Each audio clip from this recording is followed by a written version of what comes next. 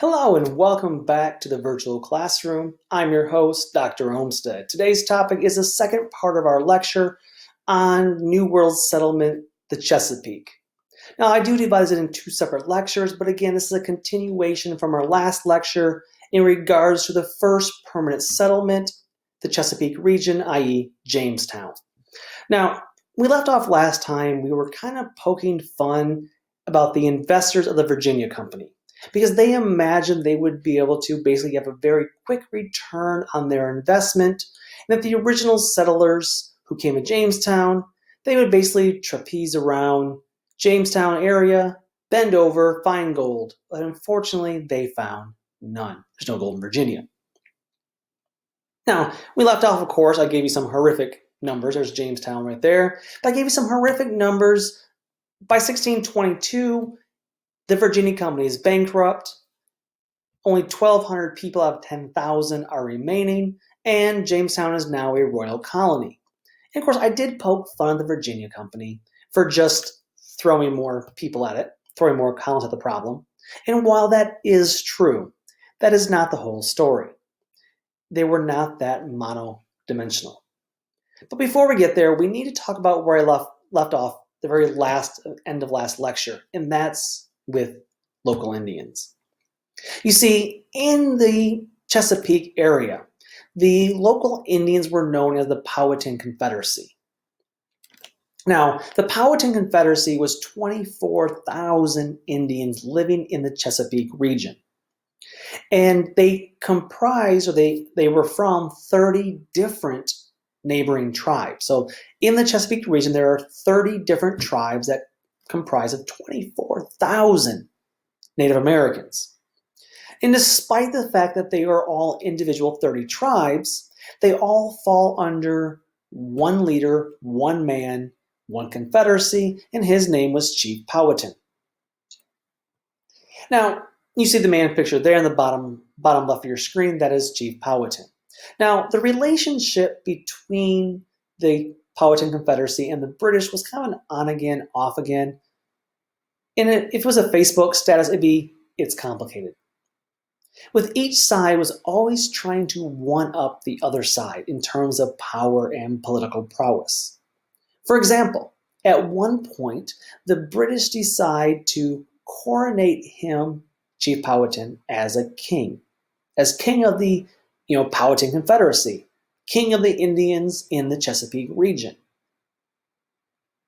Now, why would they do this? By the way, that's the image you see in the bottom left. This is a painting of Powhatan's coronation. Well, here's the thing. Why would the English want to do this? Well, in order for him to be crowned king, Powhatan would need to bow. Think of, like, if you want a visualization, think about if you know your any from world history or European history. Usually, the king would go before the Pope, and he would bow down, and the Pope would crown him as king, which not only gives him legitimacy, but it technically always places the king of the royalty underneath the authority of the Pope. This was done specifically to maintain the church's and the Pope's power.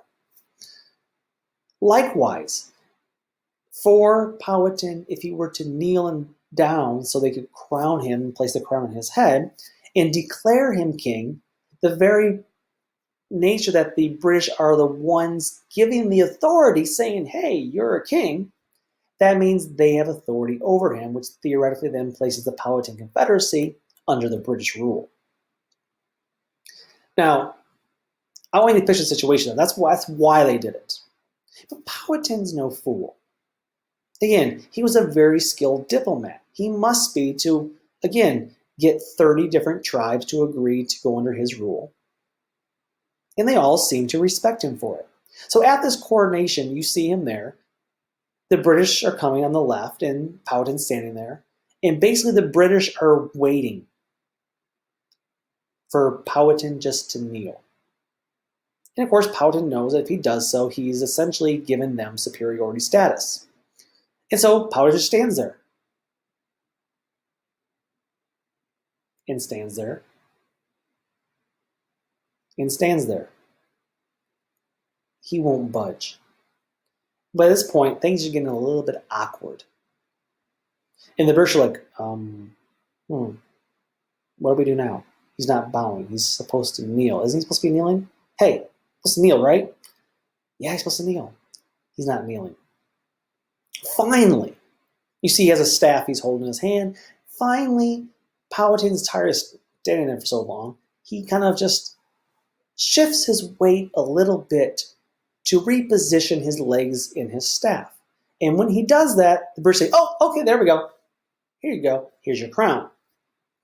Now, did he really bow down? No. Do the British think they've one-upped him? Yeah. Maybe a few people said, yeah, we did our job. A little diluted. But nonetheless, Powhatan would not concede the status or concede the point. That was on the British side. Now, from the Powhatan side, the Indian side, the Confederacy side, they also try to one-up and take control of the British. For example, in 1607, very early on, after the Virginia Company sent the Jamestown colonists, they will capture one of their colonists and will proceed to, quote unquote, torture him over the course of many days, almost a week. Now, eventually, they will place this man in the center of a large room wherein many Native American men will presumably rush at him with weapons in their hand, brandishing weapons, presumably to kill him. If not for the fact that Powhatan's daughter, at the last moment, throws herself on top of the man, begging for his life. Now, I'm sure you know the story. It is a story, of course, of John Smith being captured, again from the movie, Mel Gibson's voice. And of course, Powhatan's daughter, you may have heard of her, Pocahontas. Now, you notice I make a lot of Disney references early on because I do enjoy a good Disney movie. This, however, while there's some historical accuracy and good teachable moments, it's not exactly accurate. Now, when I say not exactly accurate, well, The one part that is true, though, is Pocahontas is the daughter of Chief Powhatan. Yes, John Smith was captured. Unfortunately, this blonde-haired, blue-eyed John Smith and this very beautiful-looking Pocahontas was not quite this spitting image of their real-life counterparts. In fact, here's a more accurate depiction of what they actually looked like. Oh. Did I forget to mention that John Smith was about 30 years old in 1607? Pocahontas was 12. Yeah, Disney forgot to mention that part. Now, I will post a link about a more elaborate version of the story of Pocahontas, but here's a short version of it. Did Pocahontas really save John Smith? Yes. Technically true, but not in actuality in all practical purposes. This was a charade. You see, in Indian culture, in the Powhatan Confederacy culture, it was common to capture a enemy warrior. Again, pseudo-torture them over the course of a week. Again, this is not brutal beating, this is pseudo-torture. And then to have someone throw their life upon him to beg for his life as these Indians are rushing at them. This was part of a initiation, maybe a hazing for a sorority or fraternity, as a way to induct the other tribe into the Powhatan Confederacy. And so Pocahontas, as the chief's beloved daughter, and many believed she would be the next leader of the Powhatan Confederacy once her father died. Again, very unusual for a woman in most Indian societies, but again, Indian society, we learned last time, was a little more egalitarian. And so yes, she did do this. She was playing a role. And in fact, at the end of this is when Chief Powhatan actually calls John Smith son. Pocahontas calls him brother. Because in the minds of the Powhatans, basically these white people, these Englishmen, were a 31st tribe of the Powhatan Confederacy. They were being inducted under their protection, which at some point is a good thing because the colonists needed protection. But of course, the colonists don't see it this way because they want to, of course, push superiority over the Native Americans. So why do we have this image? Why do we have this? Well, the reality is if you look at John Smith's diary, his journal, he writes about this immediately after the fact and tells this story. However, it is not until 17 years later that he begins to write, yes, Pocahontas threw her body on me because she loved me. In the immediate aftermath, in 1607, he does not write that she had affection for him. He just wrote what happened, that she threw her life, and he is now called brother. It is not until 17 years later that we finally get John Smith saying, yep, she loved me. That's possibly what it was.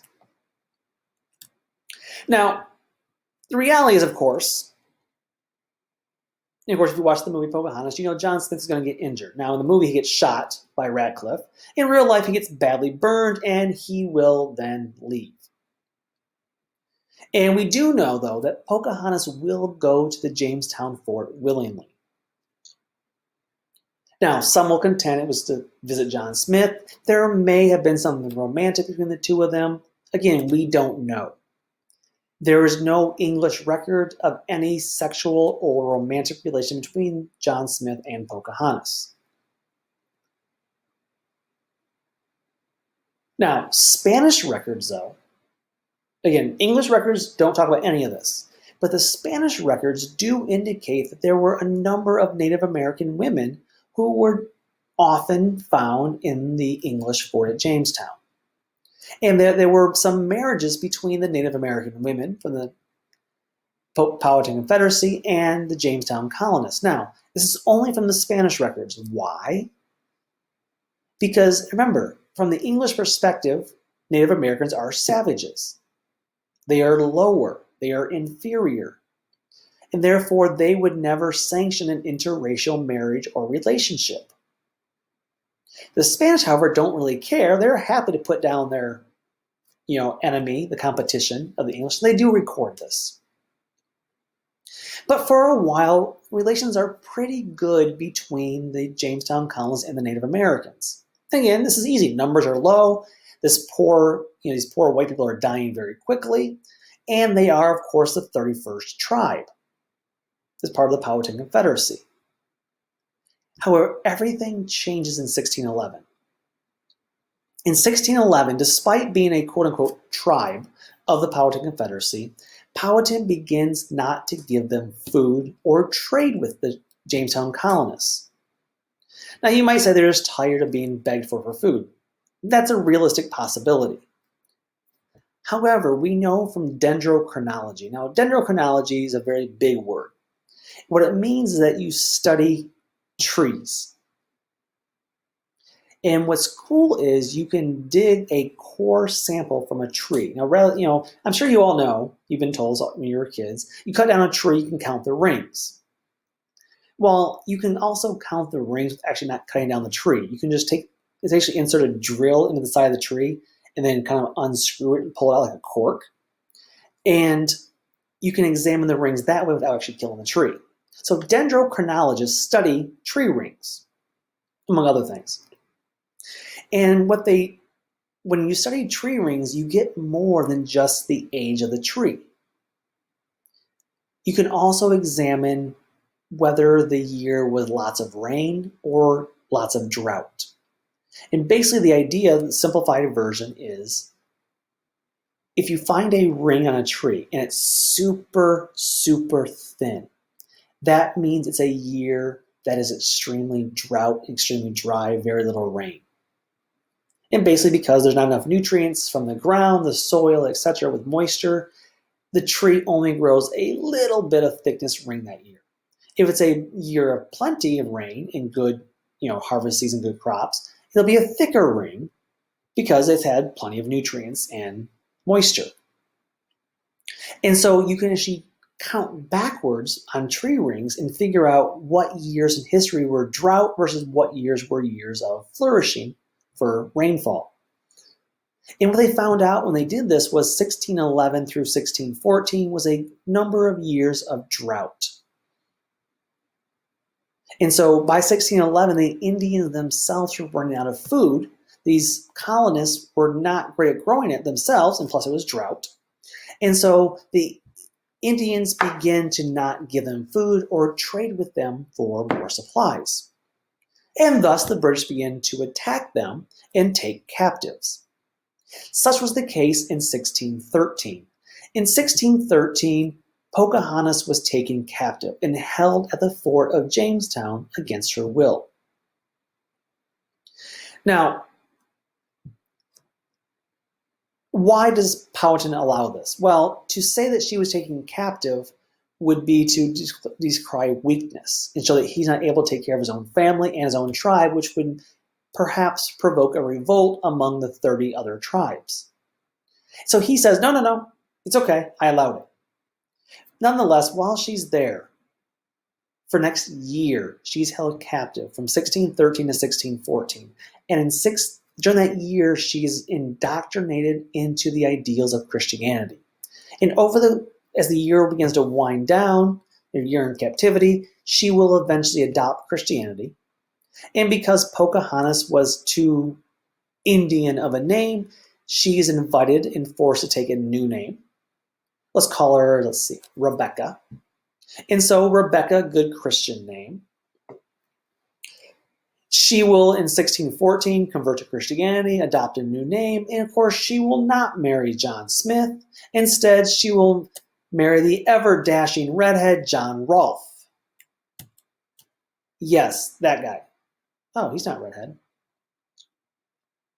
Now, by the way, in 1614, when John Rolfe and Pocahontas get married, Rebecca, this will be the first sanctioned interracial marriage by the English. Why? Why is this one recorded as a success story? Because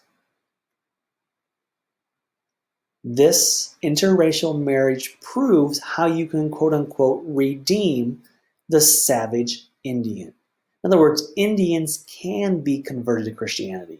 They can be redeemed, their souls saved.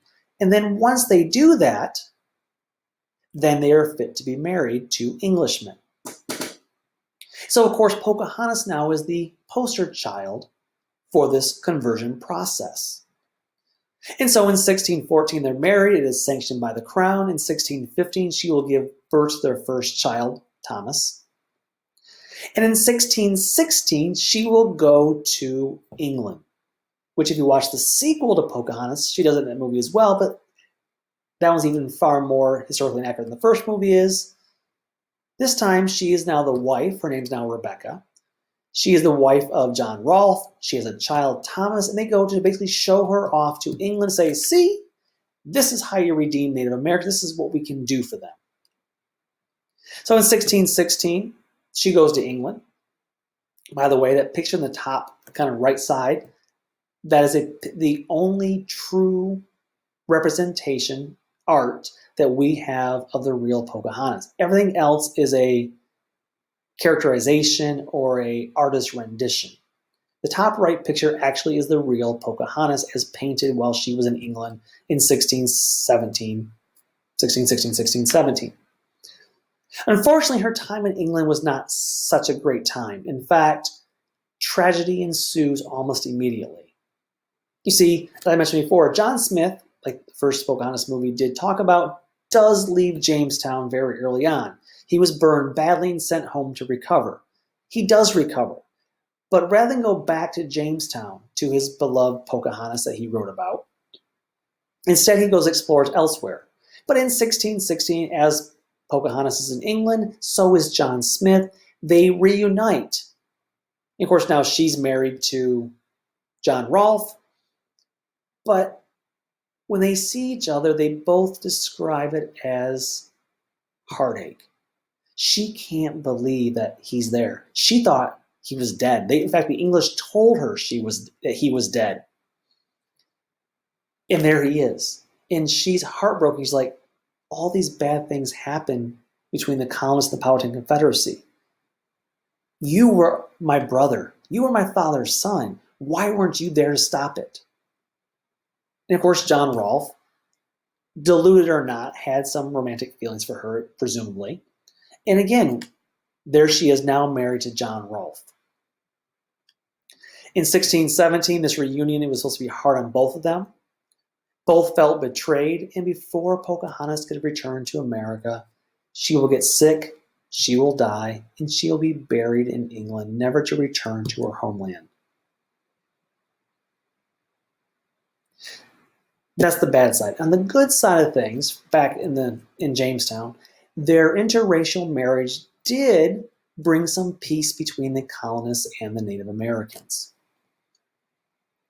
So there was some peace. But even with the peace that does take place after this interracial marriage, people are still dying by the hundreds. Why? Again, they're people of no skill, lower sort. They don't know how to hunt, to fish, or to farm. They're dying of starvation and malnutrition, and of course, the ever popular urinated fecal water. Remember, the colonists' goal was to find precious metal, i.e. gold, and then get food by trading with Native Americans. So they would trade trinkets, often copper, which was highly valued to Native Americans, but of very little value to the Englishmen. But by 1616, the colonists are in a world of problems. Yes, things have improved between Native Americans and Chesapeake colonists because of the interracial marriage of Pocahontas and John Rolfe. But the Virginia Company has a serious public relations problem because so many hundreds and even thousands of people are dying. No one wants to go to the Chesapeake anymore. No one trusts the Virginia Company. And so two big things happen in 1616. Now, they're not fully related initially, but they will overlap immensely, and they will ultimately become the savior of the Chesapeake colony, Jamestown colony. The first one is the Virginia Company in 1616 trying to get somebody to agree to go to the New World. They adopt what's called the headright system. You see on your screen the spelling of it. The headright system was designed to help promote colonization because the Virginia Company was losing money. So the headright system, adopted by the Virginia Company in 1616, said, okay, tell you what, if you can afford to pay your way across the Atlantic, pay your ship fee, your transportation fee, we will give you 50 acres of your own land. Think about this. This is your opportunity. You can scrape together enough money to get across the ocean. You get to have 50 acres of land. This is every Englishman's dream, especially that lower 50%, the lower sort. You get to be a landowner, independent landowner. The goal of every Englishman. So this is an opportunity you would never get in Old England. Now, while it will not save the Virginia Company, this is a very important concept. By the way, if you were still alive in Virginia in 1616, you also got 50 acres. You could just survive and live. Now, on the bright side of things, landowner. On the downside of things, where do you think this land came from as hundreds and thousands of people came to the New World? Native Americans, which is going to cause tension in the future. That was the first thing, the headright system. The second thing that happened in 1616, which will end up kind of piggybacking off that and benefit from the headright system, was that in 1616, John Rolfe, yes, that John Rolfe who married Pocahontas, he will discover a strain of tobacco that grows exceptionally well in the humid, swampy climate of Virginia. Now, tobacco is a great crop because not only is it something they are able to learn how to grow quickly, that grows well in the area, but it is considered a cash crop because it's something you can sell throughout the world, and even better, it's highly addictive. We know this because every time you go to a store, the Surgeon General warning tells you how addictive nicotine and tobacco is. And so people are literally craving more and more of this product. And so tobacco becomes the saving cash crop for the Virginia settlement in the Chesapeake region. Tobacco grows in the hot, humid climate. It's something that's not grown in Old England, and production of tobacco skyrockets as colonists finally begin making their own money. And you can see on my little chart here, John Rolfe at the bottom. Now in 1616, they're producing 0 pounds because, well, they just discovered it. By 1624, though, over 200,000 pounds are being exported per year. By 1669, we're at 10 million pounds of tobacco per year. Now realize this. This is not enough to say the Virginia Company, because you notice the date. We went from 0 pounds in 1615 up to 1624, which was 2 years after the Virginia Company went bankrupt. It's now a royal colony. But they're now exporting a good 200,000 pounds per year. Fantastic. For the crown, that is. The crown got none of the headache of developing the colony from 1607 to 1622. They will reap all the benefits of the colony surviving and now having a cash crop. And in turn, this will encourage more people to come to Virginia. Now they're willing to risk their life. More people are still dying. But they are willing to risk their lives because now there's a hope, not only of land, but of a way to make money. And so you see the correlation between the number of colonists and the growth of tobacco, all the way up to where we have more than 13,000 colonists by 1650. People are living, and they have a way to make money, grow tobacco. It's fantastic. Tobacco growth is a savior for Jamestown and the Virginia region, the Chesapeake region. The downside, of course, is if you grow more tobacco, you need more land. And of course, where does that land come from? Native Americans. And you can imagine, as colonists want more and more land, they take it from Native Americans, starts to create more and more animosity between the two groups. And of course, they ask the Native Americans nicely. If Native Americans say yes, they take it. If the Native Americans say no, they kill them and take the land anyway. Now, this is where we need to talk about how Indians become a major thorn in the sides of the Chesapeake colony. Because in 1617, Powhatan is getting old. In 1617, his daughter is now in England, going to die. And in 1617, Powhatan steps down. He says, I'm old, I'm done. And instead, because now he can no longer pass it down to his daughter, he passes it to his brother, whose name is Opie Kankano. Now, if you're taking this course online and you're ready to write me an essay that's written on a computer, I do expect you to write out Opie Kankano. If you're taking it on paper test, I will be okay if you just write Opie, O-P-E. I will know you're talking about Opie Kankano. Now, when Powhatan dies in 1618, he steps down in 1617, Opie Kankano succeeds him, and Powhatan will die in 1618. Now, Powhatan tolerated the English. He used diplomacy. He tried to get along and coexist. However, Opie Kankano loathed, hated the English. All he wants to do is get rid of them. Why? Well, the English are spreading disease among Native Americans, and of course, they're taking Native American land. And so, Opie Kankano does the most logical thing. He hates them. The English say, hey, you're a new leader, fantastic. Hey, can we get some more land from you to grow tobacco? And of course, Opie Kankano hates them, so he says, yes, you know what? I have some great land for you right over there. Next year comes around, the English come to him and say, hey, Opie, that was great last year, thank you for the land, but we need some more now. We're growing more tobacco. Opie says, You know what? Take that land over there. That's some great land. Next year comes around. And of course, don't forget, he's getting, by saying yes, he's not dying. And he's getting trade goods in return. Things like, I don't know, let's see, tobacco, because they like to smoke tobacco too. Things like horses, which are great for hunting. Things like metal tools. And some medicine to fight off European diseases. Oh yeah, and guns, which are great for hunting too. Or if you're Opie Kankano, maybe stockpiling horses and guns to prepare for war, maybe? That's exactly what Opie Kankano's doing.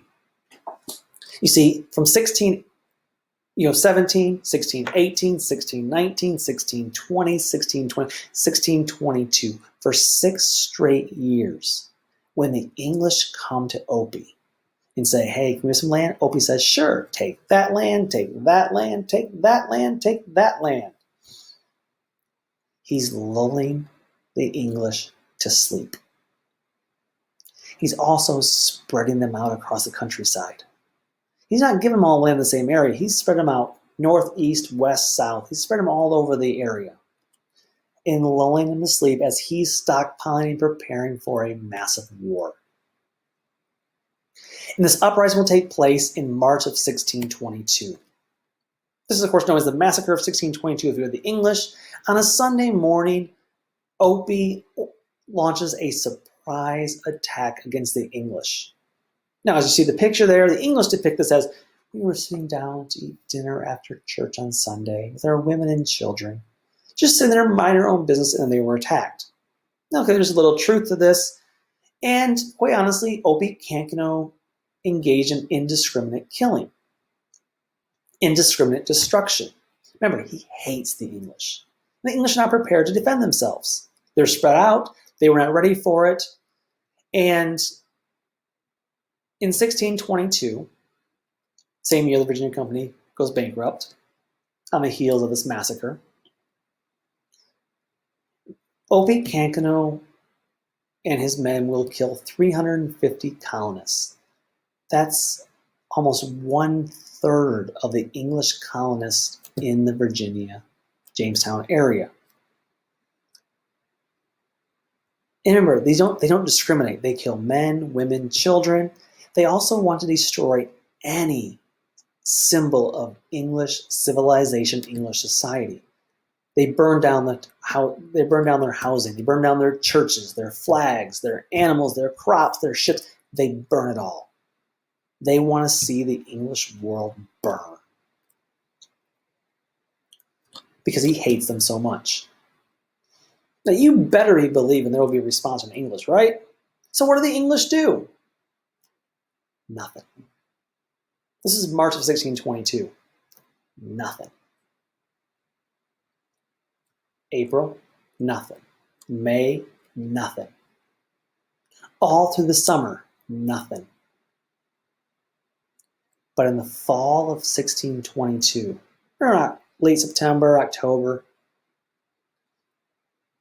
the English are lying in wait, and in the harvest time in the fall of 1622, the English make their move. They don't go kill the Indians. No. They burn all the Indian crops.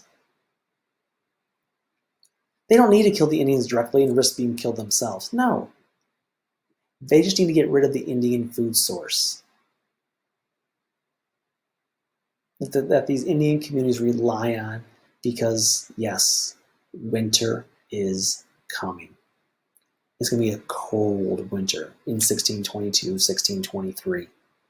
Even colder when the Indians have no food to feed their families because all their crops were destroyed before they're able to harvest them and store them.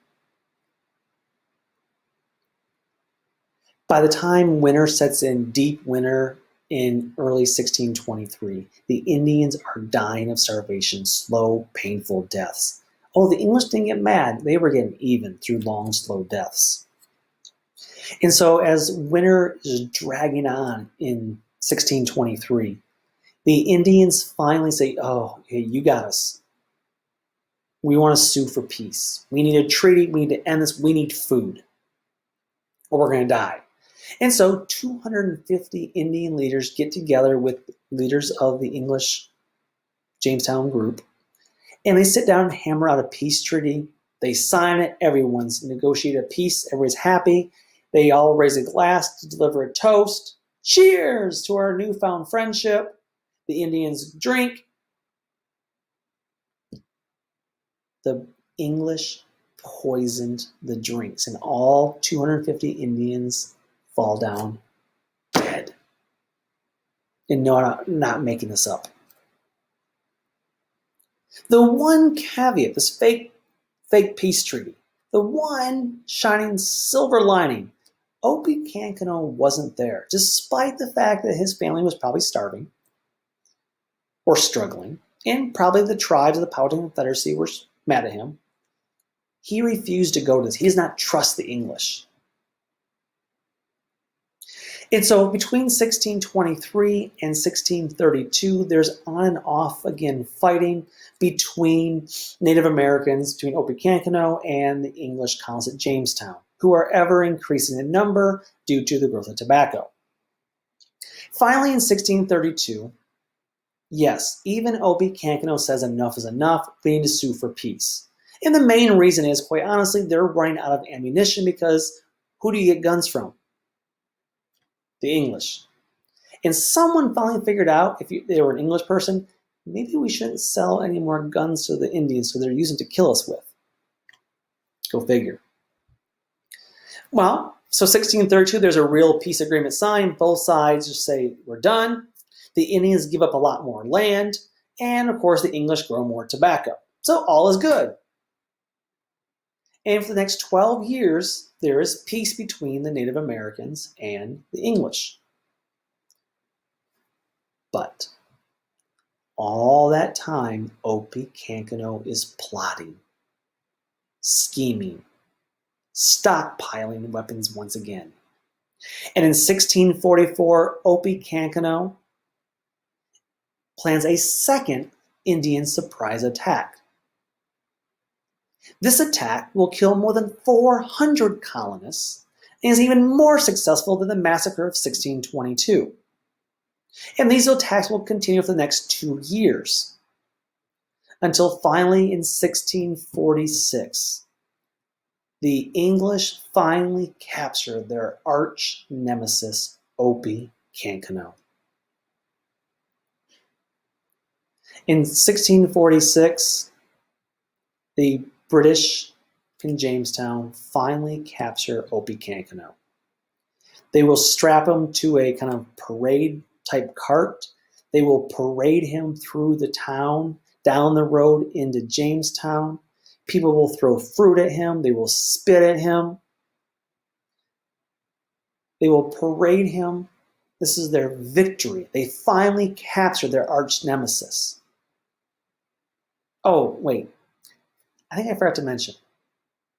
By 1646, Opie Cancanou is nearly 100 years old.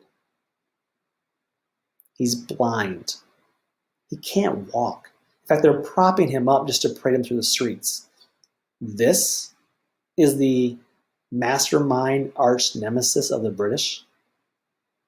A feeble, weak, sickly, 100-year-old Indian who's blind. And then to add insult to injury, to show their vast superiority, once they got Opie Cancanou into Jamestown, took him down, he'll be shot dead by one of the people in the crowd.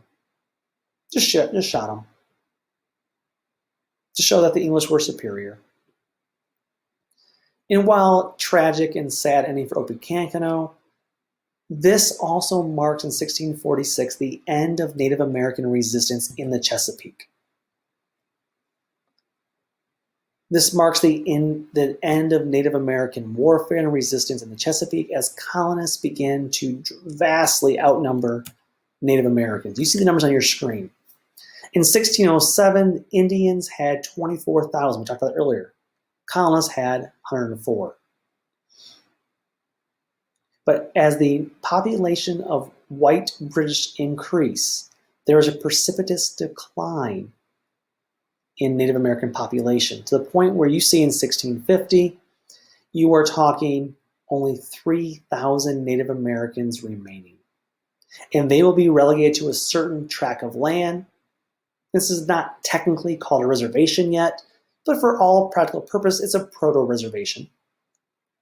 And they basically said, you guys stay here. If you leave this land, Virginians have the right to shoot them and kill them if they ever leave that land. Needless to say, Native American population was decimated. And as tobacco took off, more and more white British came, Native Americans suffered drastically and immensely. And thus by 1646, 1650, the British firmly controlled the Chesapeake region, but they're not the only region in which they will colonize. When we come back next time, we will talk about the regions further to the north, especially first the New England region. But until next time, take care and bye-bye.